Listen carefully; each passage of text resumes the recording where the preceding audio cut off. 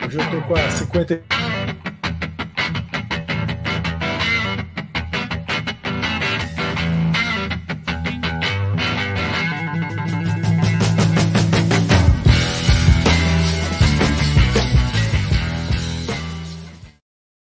E sejam todos bem-vindos à 26ª edição do Entradas Extras, que já começou com censura.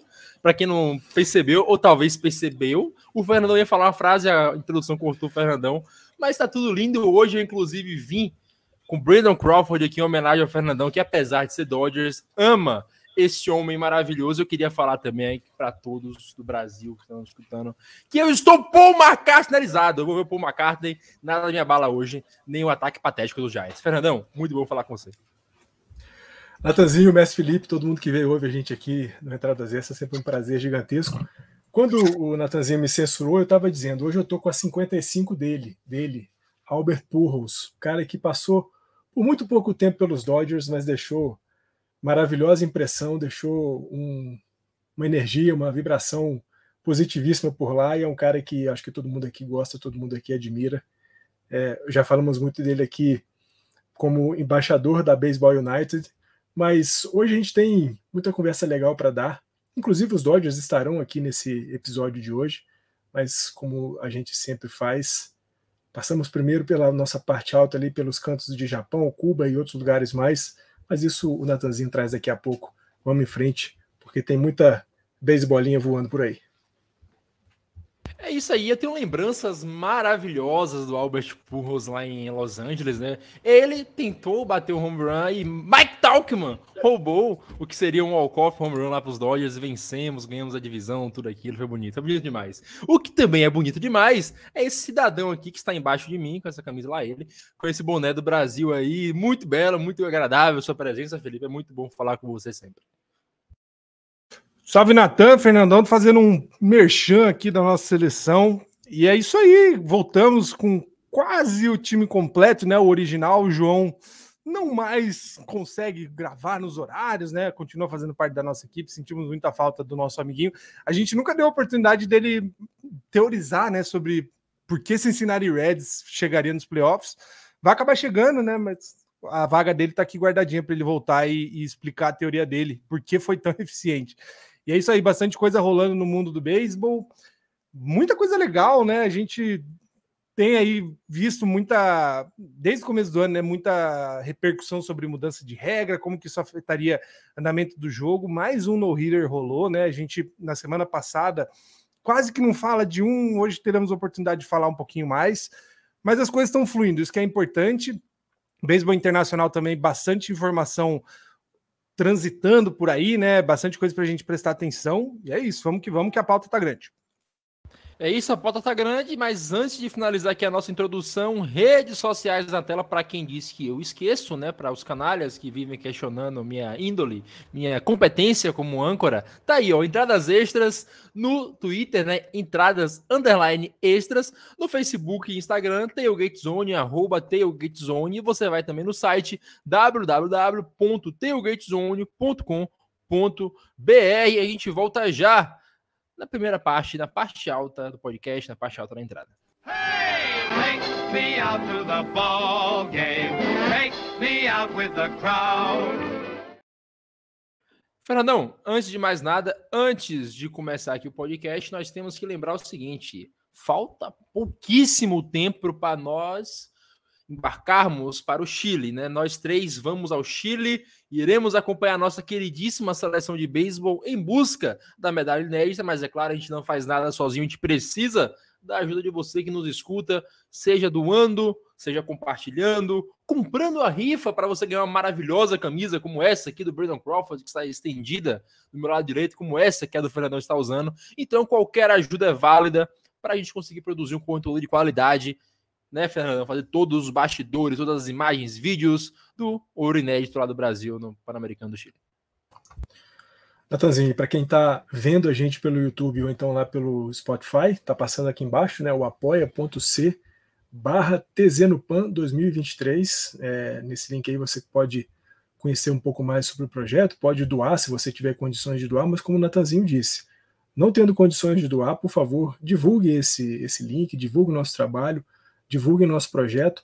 Dê uma olhadinha lá na nossa rifa, afinal de contas, a gente está fazendo a venda de números por R$25 para você concorrer a absolutamente qualquer camisa de NBA, NFL, NHL, MLB, futebol nacional e internacional, basquete de seleções femininas e masculinas, como o mestre Felipe lembrou na semana passada, rugby, se você curte rugby, também vai encontrar muita coisa por lá.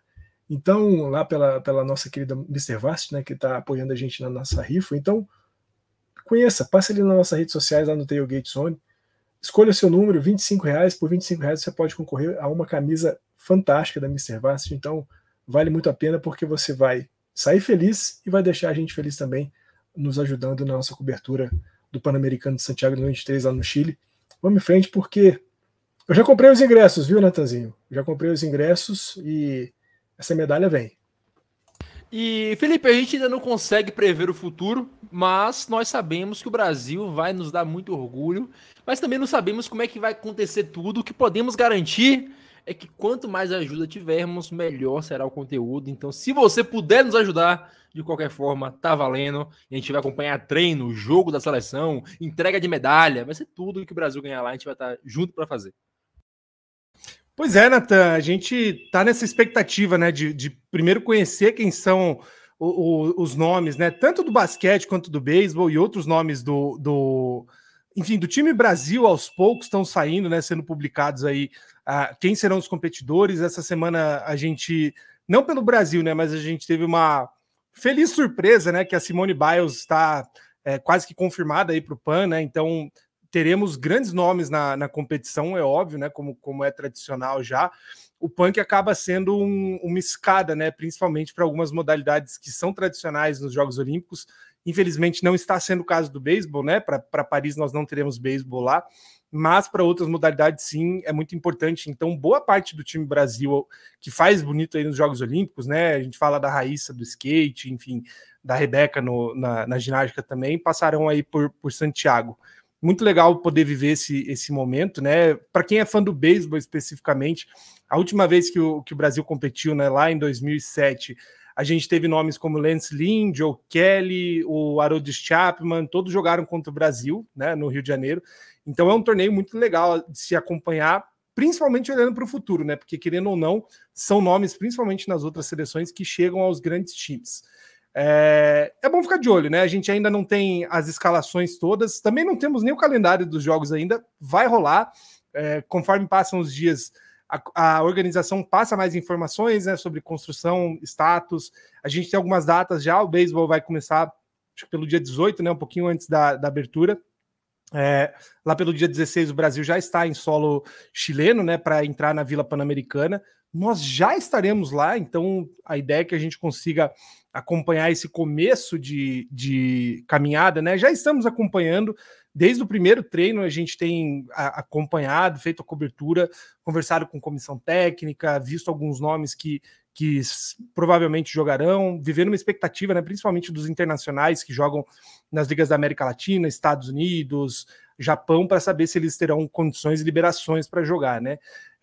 Não temos ainda uma data certa para essa convocação, estava prevista para dia 23 de agosto, possivelmente vai ser jogada lá para o dia 7 de setembro, mas vamos aguardar. Assim que tiver essa confirmação, certamente você vai saber aqui pelo Tailgate, que é como a gente vive falando, o veículo oficial aí da cobertura do beisebol e do basquete nos Jogos Pan-Americanos. Então, fique de olho que a gente sempre tem novidade. E, Felipe, a gente esqueceu de falar, terça-feira, novamente, temos live, né, do Pan-Americano, live do beisebol. Não sei se podemos falar quem vem, podemos? Ou deixa de surpresa? Podemos, então, teremos... Divulgado já, né? Eu recebi a autorização do chefe Nivi, velho, do Nobel o Instagram essa semana. Teremos com a gente o Kleber Ojima e André Rienzo para falar de beisebol, para falar da nossa medalha inédita e tudo mais que cobre, né, o esporte. Então, se você quiser fazer pergunta para os caras, estejam aqui terça-feira às 8h30 da noite para conversar com a gente sobre beisebol, conversar com a gente sobre o Pan-Americano. Mas agora, vamos dar prosseguimento. Fernandão, vamos começar falando de Cuba hoje, como sempre com você, né, o nosso comissário cubano que traz as nossas atualizações lá. Conta pra gente como é que tá rolando as finais da Liga Cubana. Natanzinho, a gente teve até aqui, né, 2 jogos da série final da SNB 62, a série que começou no dia 5 de agosto. 2 jogos lá em Las Tunas, né, cidade dos lenhadores de Las Tunas, e Las Tunas não só fez valer o mando de campo, como também tem feito valer a sua melhor campanha durante a temporada regular. 2 vitórias lá no Julio Antônio Mella, e o que a gente pode prever um pouco mais para frente dessa série entre Las Tunas e Industriales é que muito dificilmente Industriales consiga uma virada ou consiga ser um pouco mais competitivo durante os próximos jogos. O primeiro jogo, um 8-3 bastante seguro para Las Tunas. O segundo jogo um pouco mais pegado. Os Industriales conseguiram ter um bom rendimento no montinho, faltou um pouco mais de apoio ofensivo, foi um 4-3 para Las Tunas, mas o jogo agora se muda, né? A série agora se muda para Havana, disputa dos próximos 3 jogos, se houver necessidade desses 3 jogos em Havana, lá no Latino-Americano. Os Industriales, para se manterem vivos nessa disputa, precisam vencer pelo menos um dos próximos 2 jogos. Sem isso, a série acabará rapidamente e o Las Tunas voltará a conquistar aí a série nacional de beisebol de Cuba. Mas até aqui tem sido muito legal. Só um destaque, né, um ponto aqui para a gente chamar a atenção. O jogo do dia 6 de agosto, o segundo jogo da série, acabou precisando ser adiado por conta das tempestades que aconteceram em Cuba, e o jogo foi movido para o dia 7, o que impactou um pouco mais no descanso dos 2 times, mas depois tudo correu bem. E hoje, né, nós estamos gravando no dia 10 de agosto, uma quinta-feira, agora às 18h15. O jogo tem exatamente 15 minutos, recém-começado. Daqui a pouco a gente pode trazer um pouco mais de informações para quem olha nossas redes sociais. A gente vai falar isso amanhã, né, não faz muito sentido, mas chamar todo mundo para acompanhar nossas redes sociais. O Entradas Extras faz uma cobertura sempre muito próxima do que está acontecendo no México, do que está acontecendo na Europa, do que está acontecendo no Japão, Coreia e também em Cuba. Então, certamente, se você passar por lá, pelas nossas redes sociais, vai ver os resultados. E é isso. Cuba encaminha para uma possível vitória de Las Tunas. Não à toa, eles abriram um 2-0 nessa série. Agora, como eu disse, né, mudando para Havana, para o Latino-Americano, é um lugar mais familiar para os Industriales, mas a verdade é que não sei se o meu Industriales tem um futuro muito promissor no restante dessa série, não, Natanzinho. E, Felipe, agora a gente tem que falar do cidadão que é o maior japonês desde Eiichiro Oda, que o nome dele é Kazuma Okamoto. 6 temporadas seguidas, batendo 30 home runs ao menos nessa temporada. Ele está no passe para bater 44. Ele chegou na meia dessa semana, da última semana, a bater 8 home runs em 5 jogos. O homem está on fire, né? 6 temporadas seguidas batendo 30 home runs em uma liga que não é tão comum que isso aconteça. Ele é apenas o 3º jogador na história dos Giants a fazer isso. E se comparado com o resto da liga hoje, ele, se eu não me engano, está 10 home runs acima do segundo colocado, que era, se eu não me engano, o Munetaka Murakami, né? Que estava com 20, algo assim, muito dominante o Okamoto. O Giants nem tanto, né? Perdeu hoje de novo para os Tigers, mas ainda assim, impressionante o que ele vem fazendo. Se tem um problema grande a NPB é que não dá para assistir daqui, né, Natan? A gente depende aí de links corsários.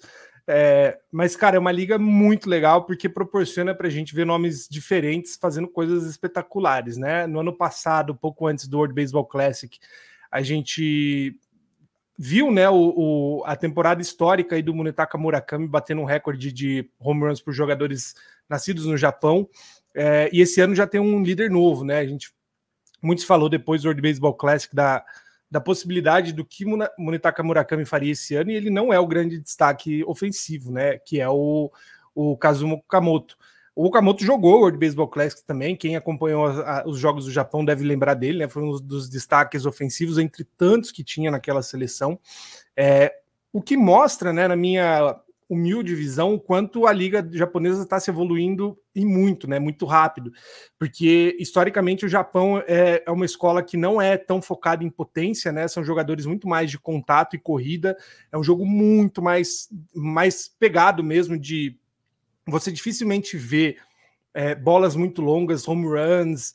É um jogo muito técnico, né? Os arremessadores utilizam menos força e muito técnica, então são mais arremessos de quebra, enfim. Mas que é uma liga que está acompanhando aos poucos a tendência da Major League Baseball, né? Muito por conta de uma perspectiva dos atletas principais da NPB um dia terem essa oportunidade de fazer essa migração para a Major League Baseball, né? Óbvio, toda vez que a gente fala um nome, vem alguém perguntar quando que ele chega na Major League Baseball. Felizmente, não existe essa obrigação, né? Os jogadores podem ser felizes onde eles estão.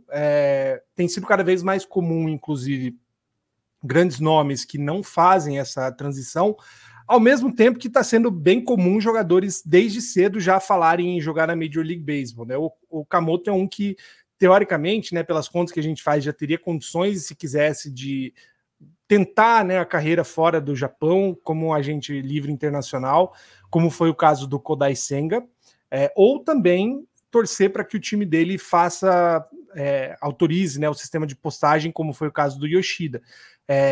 A gente sempre tenta explorar bem esse tema, né, porque é bem complexo, não é tão simples de se entender, tem toda uma questão de tempo de serviço. Tradicionalmente, alguns times não postam jogadores, o Yomiuri Giants é um deles. A exemplo do SoftBank Hawks, né, que é o time do Senga, o Senga passou muito tempo tentando essa migração para os Estados Unidos pelo meio de postagem, não foi garantido para ele. Ele precisou expirar um contrato para daí sim tentar, né? E aí já às vezes acaba ficando muito tarde. O Okamoto acho que já está com 27 anos, né? Então já é talvez o ápice dele esse ano, próximo. Daqui para frente já não é tão atrativo assim, vamos dizer, o jogador dele, do porte dele, ir para os Estados Unidos e tentar uma mudança, né? Tem toda a parte de adaptação, nem todo mundo chega rebatendo bem, né? Para cada Ichiro, cada Yoshida, cada Otani que a gente tem de exemplos bons, a gente vai ter aí o Yakiyama, o Tsutsugo, né? Que tentaram, não se destacaram e estão aos poucos fazendo o caminho inverso, né? Então, infelizmente, ou né, felizmente para os japoneses, existe essa burocracia que acaba protegendo o beisebol de lá e tornando ele atrativo como mas para os fãs estritamente da Major League Baseball, a gente perde muito de ver outros nomes, né? E volta no que eu falei, o legal seria a gente ter mais facilidade de acompanhar os jogos, né? Porque, como você falou, a gente tem o líder de home runs da temporada jogando num time que hoje é o quarto da liga, né? Provavelmente não pega playoffs, ou se acabasse hoje não pegaria playoffs. E logo abaixo está o Yakult Swallows, que é o time do segundo colocado, que é o Munetaka Murakami, né? Então, como eu falei, nem sempre o home run lá no Japão é a grande coisa, mas essa história do Okamoto está sendo muito legal, assim como outras que a gente sempre destaca aqui. E, Fernandão, é impressionante, né, nessa última semana, que foi a melhor semana dele da temporada até agora. Ele teve 2 jogos com mais de 2 home runs, teve um jogo com 3 home runs, inclusive. O Okamoto tá voando desde que ele chegou na liga, né, porque ele teve alguns jogos ali em 2015, outros em 2016 e 2017, mas ainda não tinha estreado. Quando ele de fato chegou na liga em 2018, a pior temporada dele, ele rebateu 30 home runs. Desde então, ele nunca rebateu menos do que 30 home run. O batting average dele é muito alto. A chegada em base do Okamoto também é muito alta. Então, para além de tudo, ser um cara que rebate muito, é um cara que chega muito em base. Como eu brinquei com o Felipe hoje mais cedo no grupo, é o Barry Bonds japonês. Ele chega em base, ele rebate, ele joga no Giants. Então, as semelhanças não param por aí. É impressionante, mas sem brincadeira agora, eu tava vendo as rebatidas dele, é de uma facilidade imensa o swing do Okamoto, e como falou o Felipe, pode ser que nunca chegue à liga, né? Já tem 27 anos, o Giants é difícil de liberar, e o cara, querendo ou não, já é um nome de peso lá pro time dele, que é a maior franquia do país, é o Yomiuri Giants, né? O maior vencedor, então talvez para ele não seja atrativo ir pros Estados Unidos tentar se consolidar lá. A gente sempre fala aqui, né, Natanzinho, e o mestre Felipe sempre pontua isso de maneira muito especial, de que as pessoas podem ser felizes no beisebol do seu país de origem, né? Principalmente Japão e Coreia do Sul São dois países com ligas bastante bem estabelecidas, e o Okamoto, que, como você disse, né, já brilha há 6 temporadas consecutivas com pelo menos 30 home runs. É um desses caras que, pelo status que já tem na liga, pelo status que já tem entre os times da NPB, e fundamentalmente pela idade, né, talvez seja um cara que não tenha necessidade, não precise se provar mais em outra liga como a MLB. Mas, como o próprio Mestre Felipe falou, tem sido bastante comum, né, que jogadores manifestem bastante cedo a intenção de ir para a MLB, ou então façam até uma certa pressão junto aos seus times para que isso aconteça. A gente sempre traz aqui o exemplo, né, do Munetaka Murakami, que é um cara que deixou isso muito claro, né, de querer fazer parte de algum time da MLB. E a gente até chegou a brincar aqui no Entradas Extras, que muito se esperava, né, depois da temporada brilhante que ele teve em 2022, com mais de 50 home runs rebatidos, que talvez em 2023 ele fosse ser capaz ainda de fazer ainda mais. Mas essa coisa de querer ser um jogador de MLB colocou uma pressão muito grande nele, não só nessa temporada dele, né, na NPB, mas como também durante a participação dele no WBC. No entanto, a gente tem visto a chegada de japoneses com um certo sucesso nos últimos anos, esse ano especialmente, né, com o Kodai Senga, com o que está jogando no Boston Red Sox, Yoshida.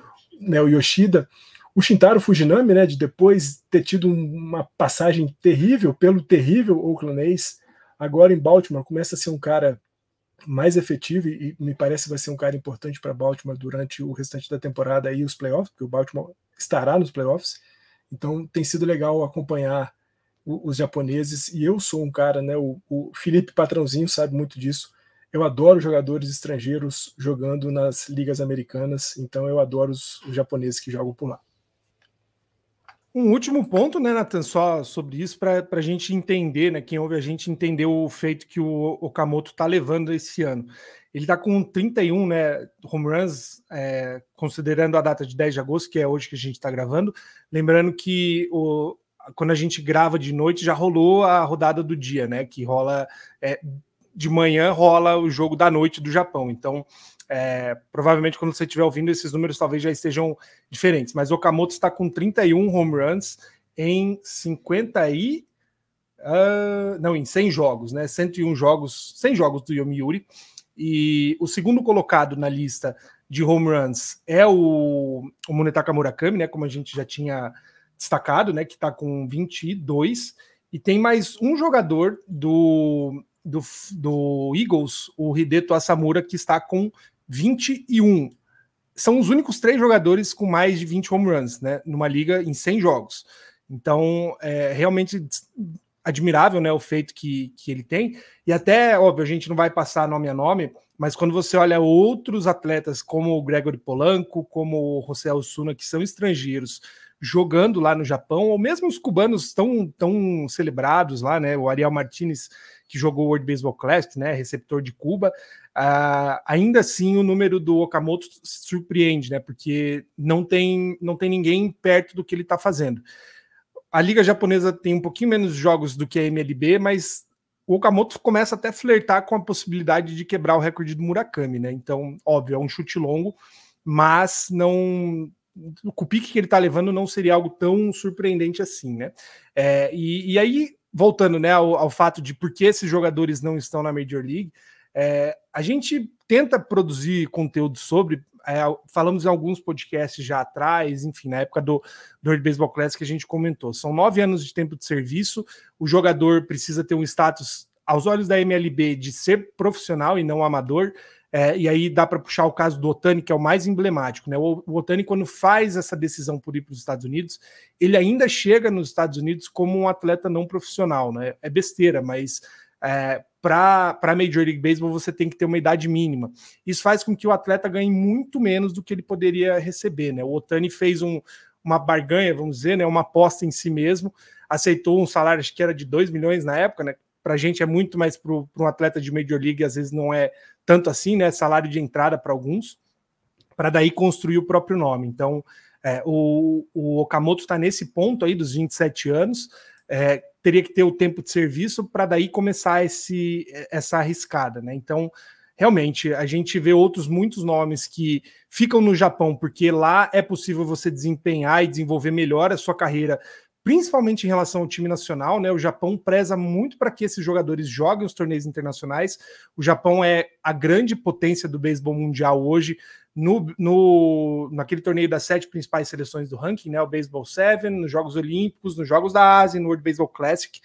Os jogadores que vão para a Major League Baseball nem sempre têm essa liberação por questões de seguro, né? Então, a gente viu no último World Baseball Classic que a seleção meio que pagou do bolso a eventualidade do seguro, mas é um risco, né? Um jogador que abre mão de jogar no Japão, abre mão também de jogar pelo Japão em muitos torneios. Então, para as pretensões de nomes como o Okamoto, que já é muito bem visto dentro do próprio país, às vezes essa é a melhor solução mesmo, né? Ficar onde está, porque nem tudo é sobre muito mais dinheiro, né? O status que eles têm como jogador profissional no Japão, para o que eles ganham para a sociedade japonesa já é muita grana. Óbvio que no Japão nos Estados Unidos ganhariam 4, 5, 6 vezes mais do que ganham no Japão, mas ainda assim não é como se a mudança de vida fosse ser tão drástica, né? Às vezes, jogando em casa, eles garantem mais prestígio a longo prazo com o próprio povo. E, Felipe, só para finalizar, a gente teve o caso também acho que eu até comentei um tempo atrás, do próprio Giants, do Tomioka Sugano, né, que por anos foi um baita arremessador lá do Giants, hoje já caiu um pouco de rendimento do que era, e ele acabou não indo para a MLB, eu não lembro agora, você pode até falar melhor, se foi por desacordo em valor salarial, qual foi o motivo de fato, o Sugano não ter ido para os Estados Unidos. Você que teve a conversa dele de ir para os Estados Unidos lá na Free Agency de 2021, acabou não indo e agora provavelmente não vai mais, já que o desempenho dele já caiu desde então.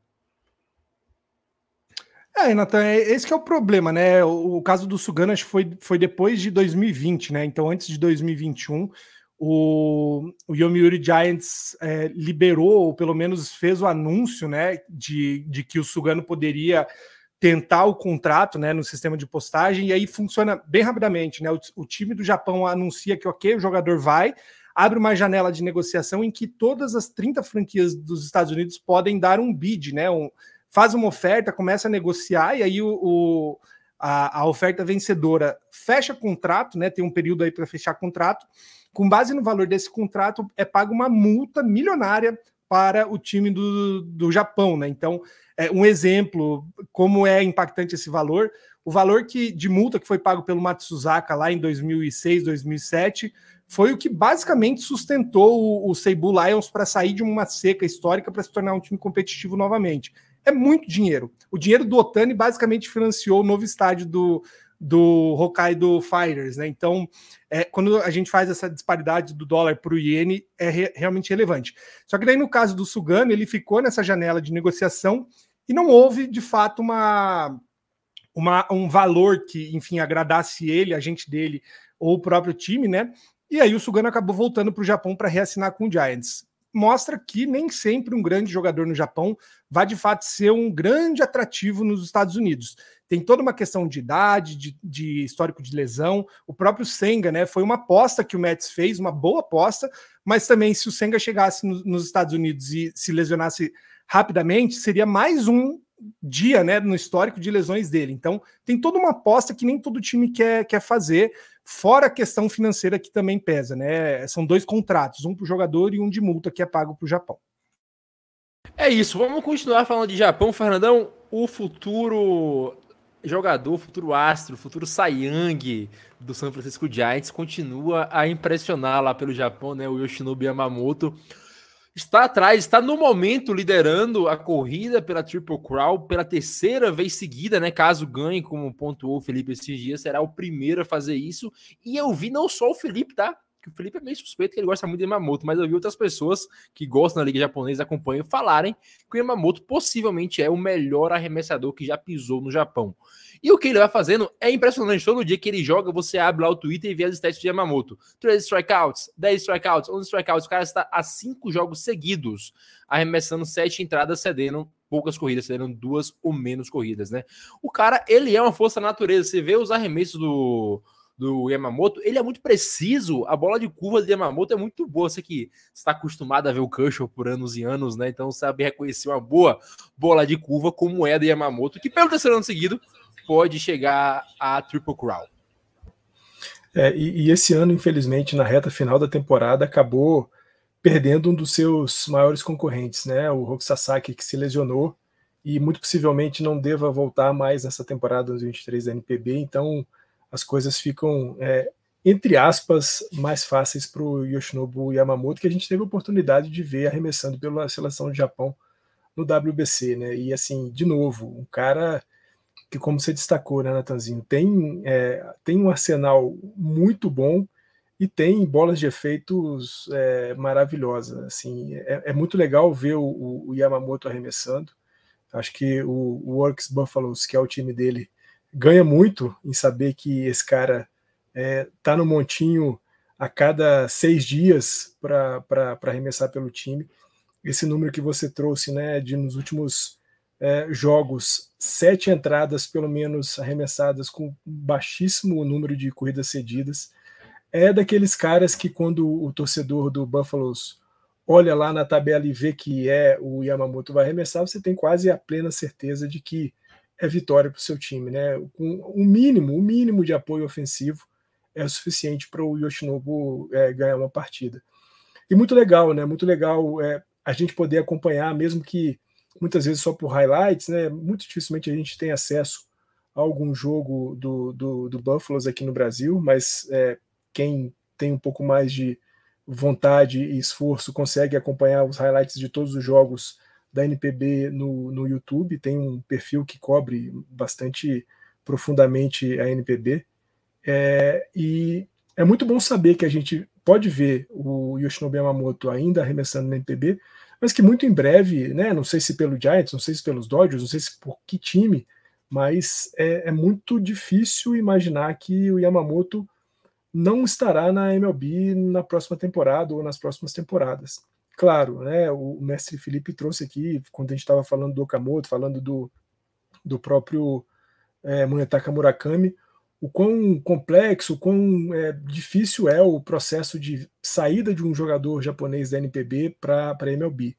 Mas por outras coisas, né, que nós já falamos do Yamamoto aqui durante outros episódios do Entradas Extras, né, o quanto de times da MLB já foram para ver o Yamamoto arremessando, o quanto de olheiros, né, de scouts a gente sabe que times da MLB colocam lá na NPB vendo o Yamamoto arremessando. É muito difícil, é muito improvável que a gente não tenha ele arremessando por alguma franquia da MLB em 2024. Sorte nossa que agora sim a gente vai poder acompanhar o Yamamoto um pouco mais de perto. E, ô Felipe, a gente estava comentando, né, ele não ganharia a Triple Crown esse ano porque o Sasaki estava muito à frente dele, né? Tanto que quando o Sasaki machucou, ele jogou mais uma vez, teve um jogo de 7 strikeouts, o Sasaki ainda estava 16 strikeouts, só fez o Yamamoto. O Yamamoto eventualmente vai ganhar porque o Sasaki não volta mais essa temporada. Inclusive, nessa semana, né, você comentou, teríamos o segundo jogo entre os dois, né, Sasaki contra Yamamoto. Não vai rolar.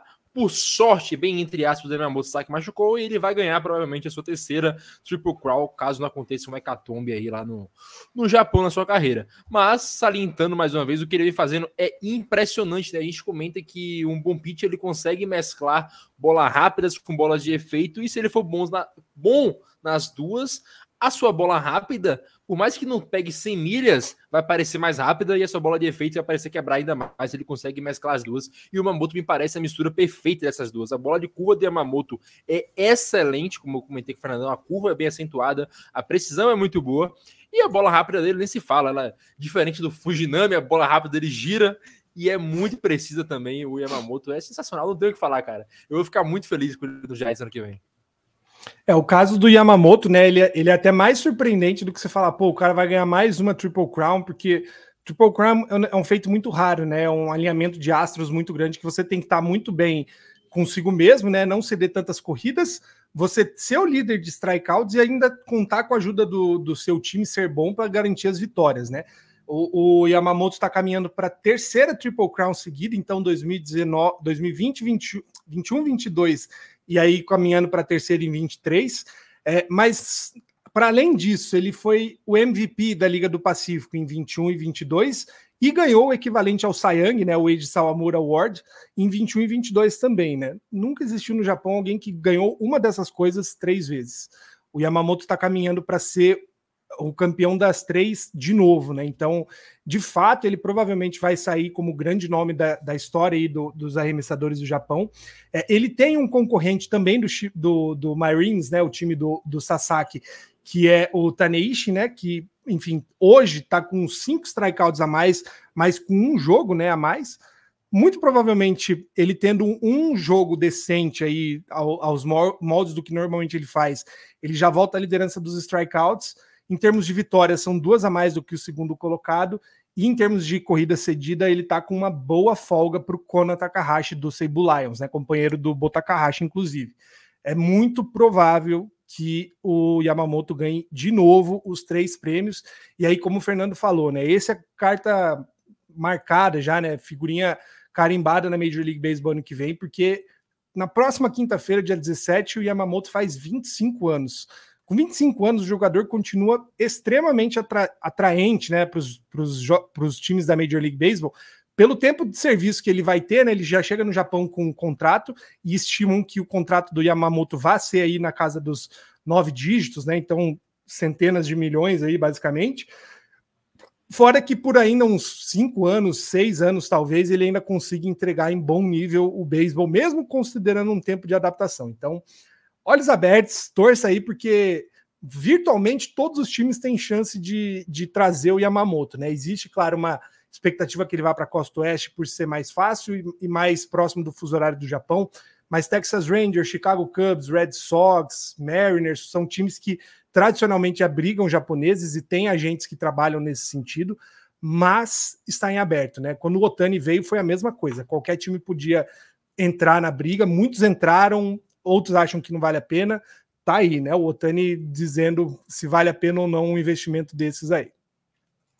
É isso, e para finalizar agora, papo Guinness PB hoje rendeu, hein, Fernandão? Para finalizar, nós temos o não tão querido Trevor Bauer, né, que tá pavimentando o seu caminho de volta ao Los Angeles Dodgers lá no Japão. Ordinário. O Dodgers vai sonhar com o Yamamoto acordar com o Bauer, né? Exato. Nossa. O Bauer que já foi pauta aqui do nosso Entradas Extras algumas outras vezes, né? A gente falou bastante sobre a ida dele para o Dana Bay Stars. Falamos também do período ruim que ele passou, né? De queda para a espécie de minor league lá da Dana Bay Stars, e no seu primeiro jogo de minor league já tomou muita pancada, mas desde o retorno para a NPB, né? Para o Dana, ele tem sido um cara bastante consistente, bastante sólido, né? São 8 vitórias e 3 derrotas na temporada até aqui, um ERA bastante bom, 2,75, o IP um pouquinho alto, né? O Bauer ainda é um cara que cede alguns walks além da conta e é um cara bastante rebatido, embora saiba lidar muito bem com as pressões de jogadores em posição de anotar corrida, né? Por isso a gente vê um IP dele um pouquinho mais alto, 1.117. Mas especificamente nos 2 últimos jogos, é um cara que tem arremessado muito, muito bem. São 17 entradas. Num dos jogos ele fez 10 entradas, um 0-0 contra o Carp, né? O Hiroshima Carp, lá no Japão. Depois, né, os jogos vão até a 12ª entrada. Se lá nada acontecer de alguém se colocar na frente, o jogo termina empatado ao fim da 12ª entrada. E o Bauer foi o arremessador de 10 entradas nesse jogo contra o Carp, num jogo que ficou 0-0. Então a gente está vendo um cara que está arremessando muito solidamente, embora, né, Natanzinho, o Messi Felipe, todo mundo que ouve a gente aqui no Entradas Extras, eu dei uma corrida de olho hoje em vários jornais japoneses, aqui pela internet, pessoas que cobrem o beisebol da MLB, e não há muita conversa de volta de Trevor Bauer para MLB em 2024. Claro, pode ser que essas conversas estejam ocorrendo de maneira mais reservada, né? Afinal de contas, eu acho que não deve ter muita gente querendo mostrar um interesse tão grande para um cara que se envolve com problemas como se envolve o Trevor Bauer, mas pelo menos que a gente pôde ver até aqui, até hoje, 10 de agosto, quando a gente está gravando, não aparece nenhuma conversa de retorno do Bauer para a MLB. E dessas confusões, né, que o Bauer tem se metido, umas muito grandes, umas muito desastrosas, outras nem tanto, ele se envolveu em mais uma confusão na semana passada. Ele fez uma postagem no Instagram dele, em que ele publicou a imagem de uma luva, da luva que ele joga, e tinha algumas coisas escritas em caractere japonês, e ele fez um comentário, no mínimo, ruim. Tá aí uma luva com alguma coisa escrita em japonês. Um comentário um tanto quanto desdenhoso com relação à língua japonesa e aos caracteres que se usam para escrever em japonês. Foi muito criticado por torcedores americanos, foi muito criticado por torcedores japoneses, e é isso. O Bauer precisa se tocar de que ele tem que minimizar, mitigar esses problemas que ele vira e mexe se envolve, né? A gente sabe, não precisa muito lembrar, mas a gente traz aqui, o Bauer acabou sendo desligado do Los Angeles Dodgers, com quem ele tinha contrato, por conta de uma suspensão que ele tomou da MLB depois de se envolver num problema sério de violência sexual, de violência doméstica. Não à toa foi parar no Japão por conta disso. A gente comentou um pouco aqui sobre um pouco mais aberta a sociedade japonesa para essas questões da misoginia e coisas que o valham. O Bauer está se dando bem lá no Dana Bay Stars. Como eu disse, a gente não sabe se ele volta ou não para a MLB, mas a verdade é que é essa. Ele está sendo importante para um time que, em 2023, estará nos playoffs. É isso, né? E vamos fechar essa primeira parte do podcast. Voltamos na parte baixa para falar de MLB hoje em segundo plano, em detrimento da NPB.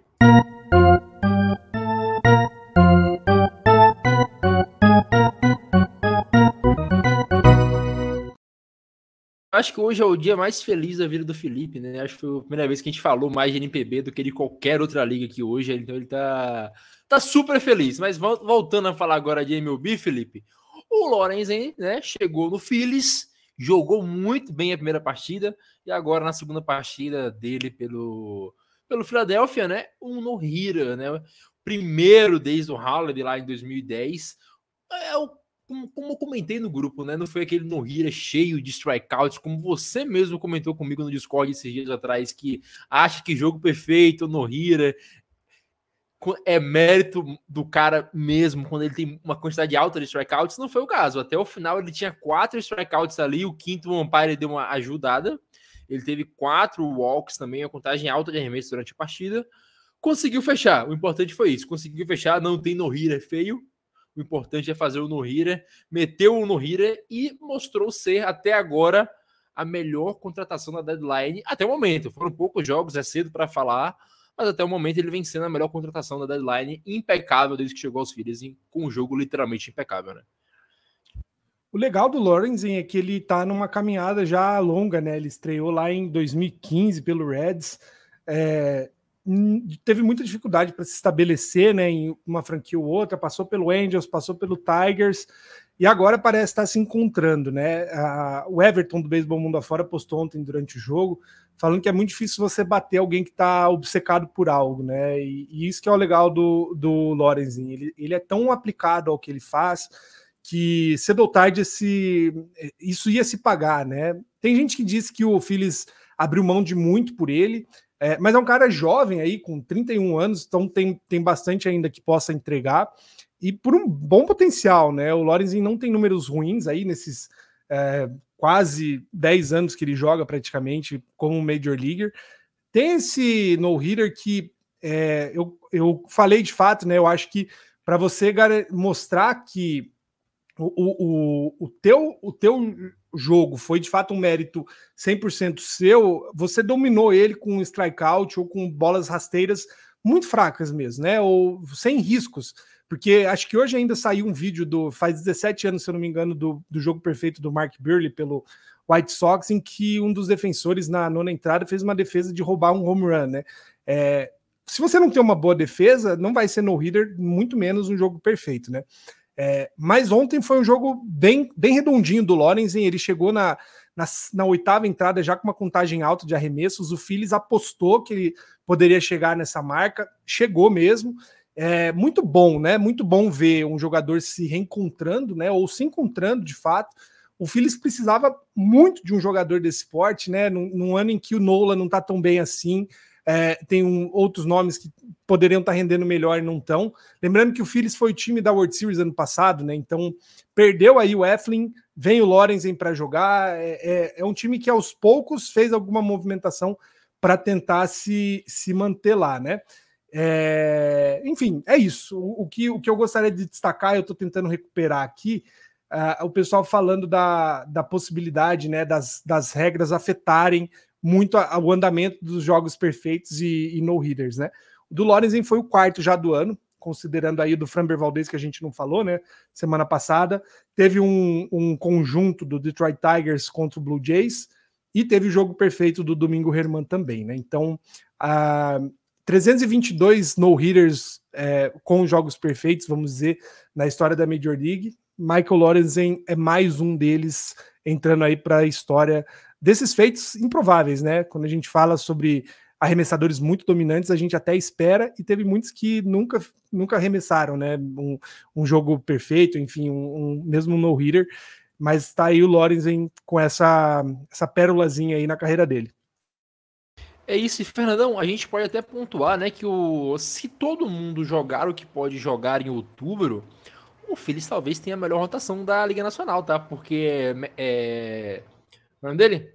Wheeler, Nola, o Taijuan Walker e ainda o Lorenzen agora, né? O problema é todo mundo jogar o que pode jogar. O Nola não tá bem essa temporada, o Taijuan Walker também tá bem oscilante, então não dá para cravar nada, mas o Phillies, se crescer como vem crescendo agora, continuar crescendo no momento certo, pode ser o time que talvez bata o Braves na temporada, né? Ainda é cedo para falar, mas vem melhorando muito o time de Filadélfia, que talvez provavelmente é o que vai se classificar ali como primeiro no wildcard, mas é muito bom pontuar isso também, que todo mundo comentou, eu acho que agora não vai ter mais no Hira, não vai ter mais jogo perfeito, e o que a gente está vendo nessa temporada são vários jogos que flertam com isso, o que acontece, né? Agora mais o no-Hira, já tivemos jogos perfeitos, quer dizer, um jogo perfeito, né, do deplorável Domingo Germán, mas mesmo assim a gente tem agora outro no-Hira para comentar e muito bom. Eu era um desses caras, Natanzinho, que acreditava, não o impossível, né? Porque a gente está falando de uma liga onde os caras são muito bons e saber que a gente já teve 4 no-hitters em 2023, sendo que um deles é um jogo perfeito do Germán, mostra o quanto que esses caras são capazes de se adaptar às condições do jogo, né? E eu estou falando especificamente para os arremessadores em relação ao relógio de arremesso. Eu pensava ser muito difícil, no momento de maior pressão, casar a necessidade de ser tranquilo com um relógio que está passando os segundos de maneira decrescente na sua frente. E me parece que os caras se adaptaram muito melhor do que a gente poderia esperar, né? 4 no-hitters não é nada fácil para uma temporada com essas mudanças. O Lorenzen não era um cara que, né, a gente pudesse esperar um feito como esse, mas como você disse, grandes arremessadores muitas vezes não chegaram nem perto da possibilidade de ter um no-hitter, um jogo perfeito, e o Lorenzen coloca aí o 14º da história do Philadelphia Phillies. E como você disse, Natanzinho, eu acho que quando a gente pensa em playoff, uma rotação um pouco mais encurtada, né, e pensando nas séries que o Philadelphia Phillies pode fazer, contar com Aaron Nola, com Zack Wheeler e com Lorenzen jogando talvez a sua melhor temporada, né, de carreira, é algo especial para o time do Philadelphia Phillies, que precisa fazer os seus ajustes ainda no bullpen e um pouco mais de apoio ofensivo para os seus arremessadores, mas sem dúvida alguma, ter Nola, Wheeler e Lorenzen jogando bem é um belo prenúncio para o time dos Phillies, que, como, né, lembramos aqui, foi o último representante da Liga Nacional na World Series. E é um time que ainda pode contar com Trea Turner nessa temporada, né? Porque ele não tá jogando, né? Tá entrando em campo, não tá jogando ainda. Mas caso ele queira jogar, é uma boa adição pro Philadelphia. Você que conhece de perto ali o Trea Turner, sabe que se ele joga é um troço complicado. Sem dúvida, o Trea Turner precisa aparecer. Muito se apostou, e não à toa, né? O Philadelphia aceitou fazer parte do processo de leilão em cima do Trea Turner na Free Agency. Muito bom para o time ter conseguido ele, mas ele precisa jogar. Agora a gente sabe, né? Outubro é um novo campeonato, é uma nova mentalidade, e Muitas vezes jogadores que não fizeram absolutamente nada durante a temporada regular explodem durante os playoffs, e isso acontece também ao contrário, né? Caras que às vezes vão muito bem durante a temporada regular, chegam nos playoffs, acabam não conseguindo mostrar tudo aquilo que tinham mostrado nos outros 162 jogos. Mas, sem dúvida alguma, os Phillies é um time, sem dúvida alguma, para a gente poder ficar de olho. Me parece hoje com uma condição um pouquinho mais confortável em relação à posição de wild card, na vaga de wild card, mas com alguma coisa em torno aí de 60, 50 jogos ainda para ser disputado, tem alguns caminhos a percorrer, mas eu acho que sim, eu estou com você, Natanzinho. A adição do Lorenzen até aqui foi a melhor aquisição de um time da MLB, por tudo que ele já fez nesses 2 jogos que ele atuou aí pelos Phillies. É isso, né? E a gente sabe, como você falou, outubro é outro campeonato. E vamos lembrar, 2021, o Bellinger teve uma temporada deplorável, chegou nos playoffs, jogou bastante, inclusive eliminou os Giants, né? Jogou muito, e a gente tem também casos de gente que resolve jogar em apenas uma série. Eu comentei com você do Travis Ishikawa, que tem, se eu não me engano, ele tem 9 rebatidas impulsionadas na carreira em playoffs e 7 na série contra o St. Louis Cardinals, que o Giants conseguiu para o World Series depois. Então, é um cara que esse potencial ele tem. Ele precisa só achar, e outubro pode ser uma boa peça para o Phillies. Agora, Felipe, eu vou falar com você primeiro e o Fernandão fecha, porque isso aqui é a especialidade dele, né? Comentávamos antes de entrar no ar que o Giants abriu a exceção para o Barry Bonds de aposentar uma camisa de jogador que não era Hall da Fama. E o Fernandão trouxe para a gente o assunto que o Fernando Valenzuela será essa exceção lá para o Los Angeles Dodgers, né? O mexicano, se eu não me engano, o Fernandão pode até lembrar a gente depois, ele foi homenageado na jersey do Dodgers, não foi, Fernandão? Foi a City Connect, se eu não me engano, foi homenagem ao Valenzuela, e toda a comunidade mexicana lá, né, Urias fez a foto na época, e é um cara que tem Cy Young, é All-Star, Rookie of the Year, campeão de World Series, então mais do que justo, Felipe, creio eu, para os Dodgers que aposente a camisa dele, como foi com o Giants, né, por muitos anos, talvez esnobando o Barry Bonds por conta de todo aquele problema com a liga. O próprio Will Clark, né, algumas franquias mais tradicionais têm isso. Só aposentamos se o cara for Hall da Fama. Mas eu acho que a importância de um cara para um time vai além da importância do cara para a liga em si. Claro, o Fernando Valenzuela, ele tem conquistas que talvez pudessem colocar no Hall da Fama, o Barry Bonds certamente tem. Mas eu acho que, como comentou o Fernandão também sobre o Brandon Crawford, né, que ele perguntou, será que o Brandon Crawford é camisa aposentada em São Francisco? Pô, com certeza. Com certeza, se não for, tem que derrubar o estádio. Porque toda a identificação que o cara tem, eu acho não, isso que eu tenho certeza, que o legado de uma lenda para um time vai muito além de ganhar anel, de ganhar título, de ganhar prêmio individual, de ganhar o que é que seja, ou a condecoração que é ir para um Hoff, né? Então, para os Dodgers, o cara é importante. O Dodgers já provou isso, lançando um uniforme para o cara, e agora aposentando a camisa mais do que justamente. O que a gente fala é que existem glórias que resumem, né? Eu acho que chega um ponto, principalmente para quem é crítico ao Hall da Fama, você ter um número aposentado por qualquer franquia mostra a sua importância para a história daquele time, né? Pode ser que o Hall da Fama nunca te reconheça como um membro do Hall da Fama, o que não muda o fato que você é, né? Existem N exemplos aí, né? O Pete Rose, Barry Bonds são tão importantes e marcantes na história do beisebol, mesmo sem estar no Hall da Fama. O que a gente tem para falar do Fernando Valenzuela, claro, o xará dele, o Fernando, vai falar melhor, mas eu conheci a história dele por tabela, né, para aquela série da ESPN, o 30 for 30, que inclusive se você assina Star Plus, tem lá disponível, né, o Fernando Nation, baita documentário legal, conta a história, ele ainda é jovem, né, com 20 anos, mas também da importância dele para cultivar essa identidade que o Dodgers tem, principalmente com a comunidade latina, né, de mexicanos. Vale muito a pena assistir para entender, né, a importância dele para além do jogo em si, né, do esporte jogado. E eu acho que são exceções ok, sabe? O Red Sox também não costumava aposentar camisas de jogadores que não tivessem, de fato, aposentado no Hall da Fama, né? O Ortiz quebra essa barreira porque é essencial que um nome desses esteja numa placa, mesmo que seja só no estádio. Eu acho que faz bem. Todo time que reconhece dessa forma os próprios talentos, as próprias lendas, né, que constroem algo em campo e com a comunidade, tá certíssimo esse movimento que o Dodgers fez com o Valenzuela. É isso, Fernandão. É com você agora que tem a propriedade para falar do assunto.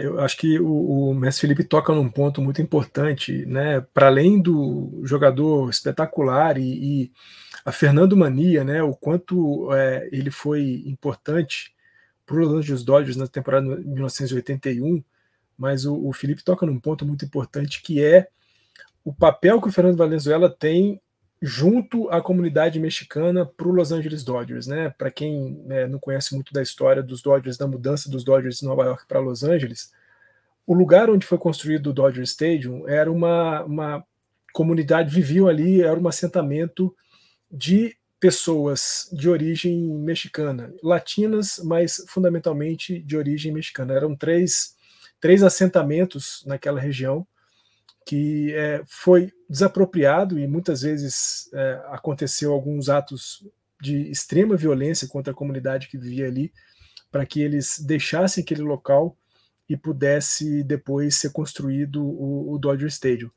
E desde então, né, desde ali do início dos anos 60, quando o Dodger Stadium é inaugurado, até a caminhada dos Dodgers com a chegada do Fernando Valenzuela, havia uma relação bastante estremecida entre a comunidade mexicana e latina de Los Angeles, da Califórnia, com os Los Angeles Dodgers.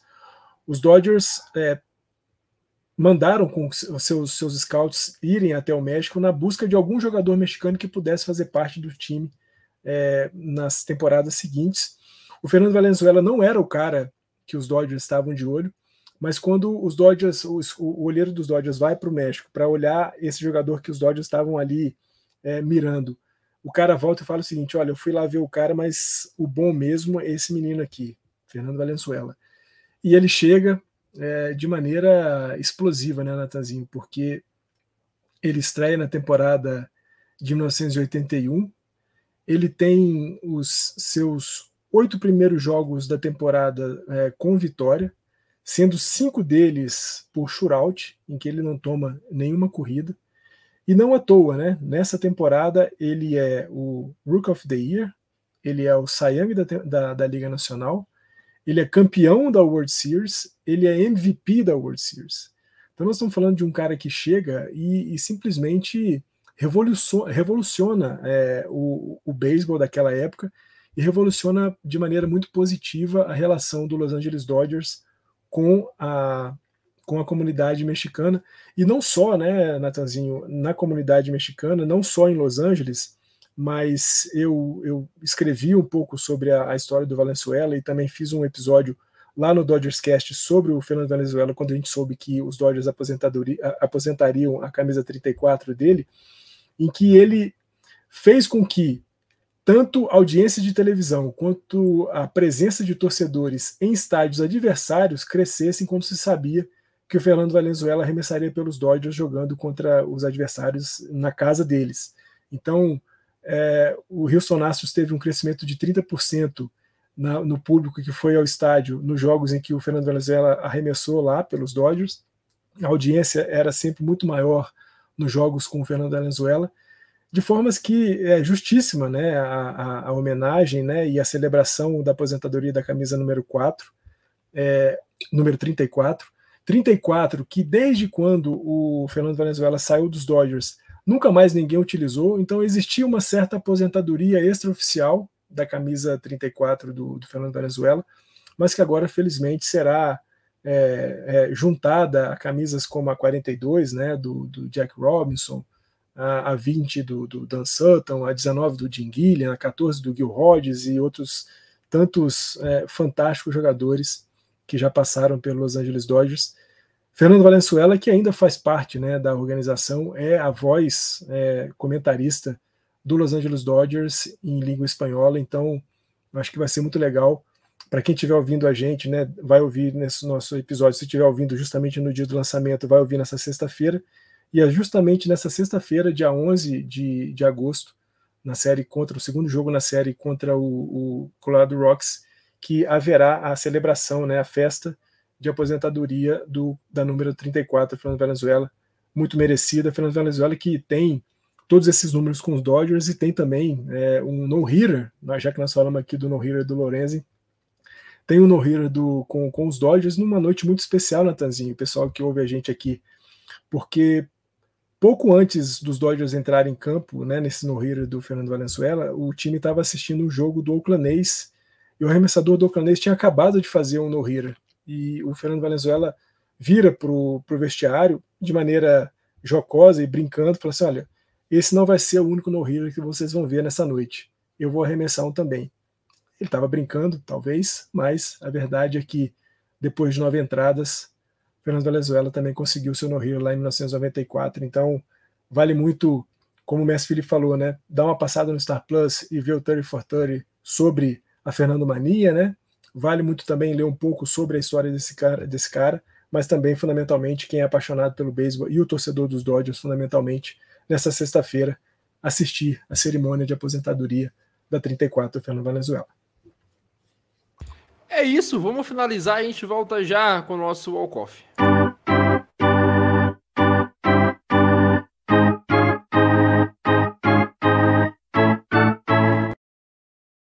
Felipe, a verdade é a seguinte, se do lado da Conferência Americana todo mundo quer ir pro wildcard, tá jogando bem, buscando as vitórias, do lado da Conferência Nacional ninguém quer ir pro wildcard. Aparentemente só o Phillies ali quer ir nos últimos jogos, porque o Giants tá naquele vai não vai, o Giants ainda consegue jogar bem, mas é impressionante como o D-backs morreu. São 8 derrotas seguidas, o Cincinnati Reds está 2-8 nos últimos 10 jogos, o Padres perdeu 4 seguidas, o Cubs também veio bem, é verdade. O Miami também está na sequência ruim, então é impressionante como ninguém ali quer pegar playoffs, né? O Fernandão deu uma ideia de walk-off, eu vou modificar só um pouquinho. Só que a ideia é a mesma.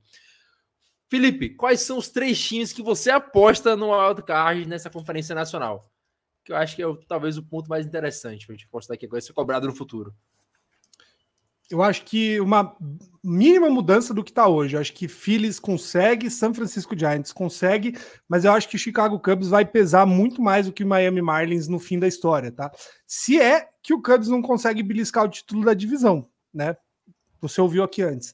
Mas acho que o Cubs tem um bom time aí, fez um bom case para esse ano poder disputar os playoffs.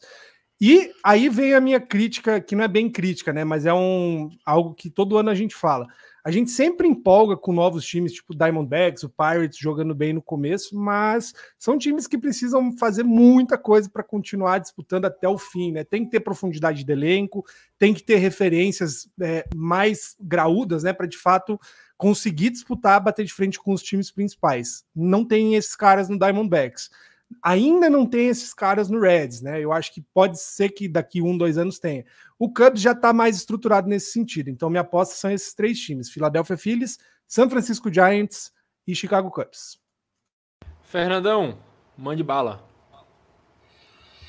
Ô, Natanzinho, você sabe que, né, eu acho que quando a gente viu a janela de trocas acabando no dia 1º de agosto, eu fiquei um pouquinho decepcionado com o que o Arizona Diamondbacks fez. Era um time que precisava de um pouco mais de gente, um pouco mais de profundidade no seu lineup, principalmente algum outfielder um pouco mais potente, e precisava de um apoio no montinho, tanto no bullpen quanto também na rotação. Eu acho que o time abriu mão de qualquer possibilidade de wild card quando ele não se movimentou nesse sentido. E a gente está vendo isso, né? Como você pontuou aí, 8 derrotas consecutivas, 9 derrotas nos últimos 10 jogos. Eu acho que a Arizona perdeu um pouco do trem e aí não volta mais para essa temporada, não tem mais chance de wildcard. O Cincinnati Reds, a gente falou isso aqui no episódio passado, é um time que não precisava se movimentar. Essa não é a temporada para o Cincinnati Reds, então faz até um pouco de sentido tê-los visto um pouco mais parados. Mas, pensando na sua pergunta, eu vou copiar o Mestre Felipe em 2 times e vou fazer uma pequena alteração. Phillies e San Francisco Giants acho que se mantém, né, entre os 3 postulantes, entre as 3 vagas de wildcard. E para o meu desgosto e destempero, eu ainda acho que o San Diego Padres consegue pegar uma vaga de wildcard. A gente está falando hoje, né, de uma diferença de 4,5 jogos do San Diego para o Miami Marlins que a gente pontuou aqui no episódio 25, se reforçou muito bem durante essa janela de trocas. É um time que viu a oportunidade e não deixou ela passar. mas eu ainda acho, né, que por tudo que a gente pensava que San Diego poderia ser em 2023, acho que nessa reta final vai ter pelo menos ali um estalo no brilho dos caras, e os caras vão correr atrás dessa vaga de wild card. Então, para mim, Phillies, Giants e San Diego Padres serão os 3. É isso, e eu vou manter meu palpite. Eu acho que eu já falei aqui tem algumas semanas, falei no grupo da gente tem algum tempo já, que é exatamente o que o Fernandão falou. Phillies vai passar por méritos, o Giants vai passar por demérito dos outros, e o Padres também vai nessa onda aí, vai conseguir se recuperar no final e vai chegar. Porque o Phillies ali, de todos, é indiscutivelmente o melhor time, o time mais equilibrado e o time que se movimentou bem. Os Giants não tem nenhuma super estrela, como é o caso do D-backs, que tem o Corbin Carroll, que o Patrick Bailey pode até ser do futuro, hoje não é ainda. Hoje o Corbin Carroll é um cara que é acima da média extra classe. O Patrick Bailey só que na defesa, ele não é no ataque ainda. Então, os Giants é o time mais equilibrado desses, talvez um pouco menos que o Phillies, entre bullpen, arremesso e rebater. Os Giants no mês de julho foram um dos piores ataques da liga e ainda assim continuaram 50% no mês, porque o montinho é muito bom. Dificilmente o Giants cede mais de 3 corridas no jogo. Então, acho que é um time que consegue pegar playoffs por causa disso. E a terceira vaga é uma esperança, talvez, mística que eu tenho que o Padres vai virar alguma coisa, porque eu não consigo aceitar que esse time não vai pegar playoff. Eu acho inaceitável. Se eu fosse o AJ Preller, acabava a temporada, tocava fogo no estádio e construía outro que tá amaldiçoado. Não faz sentido, o time é muito bom. Só que o problema do Padres é tipo o inverso dos Giants, né? O Padres anota corrida, só que não segura. O Giants segura, mas às vezes não anota. Então, acho que o problema do Padres está aí. Se os caras tivessem melhorado, talvez o bullpen acreditaria mais. Mas talvez também por demérito dos outros, eu acredito que o Padres chegue nos playoffs, porque é um time que tem uma explosão ofensiva muito, muito grande, né? Na série contra os Dodgers, quando eles venceram o segundo jogo, eles precisavam de uma vitória para ficar 50% pela primeira vez em meses. Aí o Dodgers sentou o sarrafo nos jogos seguintes, né? Como sempre faz com eles, menos playoff. Mas aí desceram novamente, uma sequência de 4 derrotas agora para os Padres, mas acredito assim que vão ficar nos playoffs. Então temos 2 unanimidades aqui, né? Phillies e Giants, e o Padres na sequência, comigo e Fernandão, e o Cubs para o Felipe. Só que agora, como tudo que é bom, acaba. Fernandão, sempre um prazer falar com você. Nos vemos na próxima semana para falar de mais beisebol, e eu vou botar aqui o Kyle Schwarber em sua homenagem. Natanzinho, sempre uma alegria tremenda estar com vocês aqui. Agradecer a todo mundo que esteve conosco até essa altura, né? Quem estava nos vendo no YouTube, ou então quem estava nos ouvindo no Spotify ou em qualquer outro agregador de podcasts. Sempre muito bom falar de beisebol. E eu me orgulho muito de saber que aqui a gente fala de beisebol de todos os cantos do mundo, porque a gente sempre diz, né? Onde tem uma bolinha dessa aqui voando, lá nós estaremos. É isso, e é sempre também um prazer falar com você, Felipe, meu colega de cama no Chile, né? Que para ter gastos nós teremos que dormir juntos, abraçados, se possível. Então é um prazer sempre falar de você, falar com você, e você também, mas falar com você é sempre bom. Sorte que a patroa não tá ouvindo, né? Nem a minha, nem a sua. Mas vamos lá. Para você que tá ouvindo a gente, marca na agenda desde já, terça-feira, dia 15, a partir das 8h30 da noite, a segunda live da nossa série de lives sobre os Jogos Pan-Americanos, dessa vez sobre o beisebol, com gente grande, gente pica, né? A gente pode falar palavrão, ou pode também. Mas enfim, Kleber Ojima e André Rienzo, 2 estrelas aí, lendas do beisebol brasileiro, com experiência internacional das grandes, estarão aqui para conversar comigo e com o Natan sobre os preparativos do Brasil para os Jogos Pan-Americanos em busca dessa medalha inédita e também um pouco da carreira deles, né? Que tem muita coisa para ser falada. Não deixe de acompanhar, muito importante.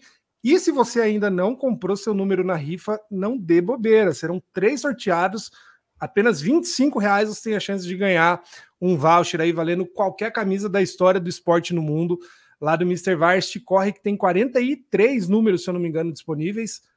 Manda bala lá, não perca a sua chance e ajuda a gente aí pro PAN. Valeu!